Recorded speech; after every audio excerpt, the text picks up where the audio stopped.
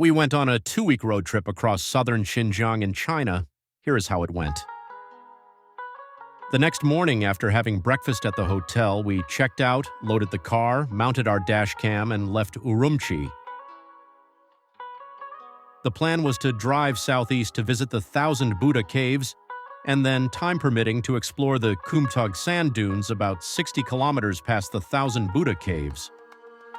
On the way there, since our rental car came with a tank that was only half full, we decided we would fill up with gasoline, so pulled into a gas station. This is where we discovered another security measure that we never saw in other parts of China. The gas stations are gated, and you need to scan your Chinese ID on a special machine at the gate that would open the gate and scan it again at the pump. Since we were foreigners and didn't have Chinese IDs and the machine didn't scan passports, we had to negotiate with the security guard until he called the manager of the gas station who opened the gate for us and used one of their own ID cards at the pump.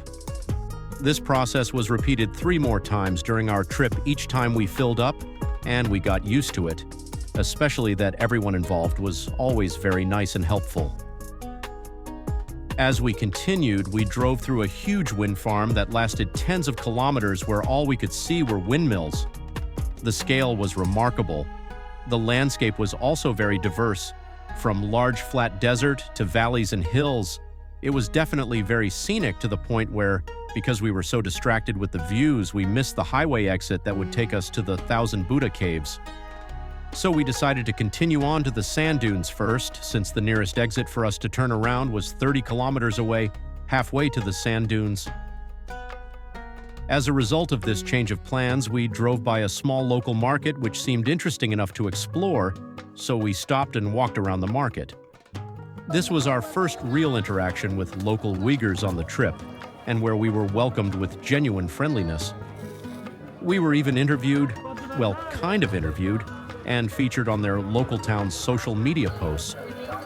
Because there were a few places making food, we sampled a lot of the kebabs and ended up eating so much that we didn't feel hungry for the rest of the night. This was probably the best kebabs we had on the trip. Check out my other video on this market.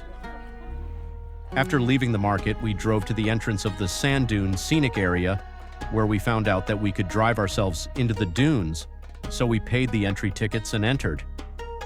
It was already evening, and the lighting was great for photography as the sun was low, so we drove around the dunes along the paved path while stopping for photos and flying the drone to capture some of these magnificent views. Take a look at the full dunes video.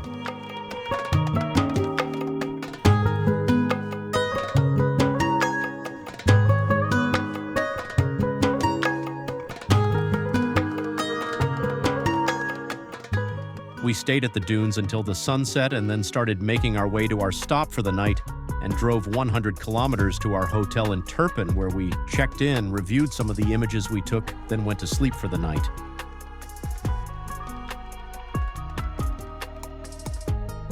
If you like this video, then please hit the like button, leave a comment, or subscribe to see my other Xinjiang videos. Thanks for watching.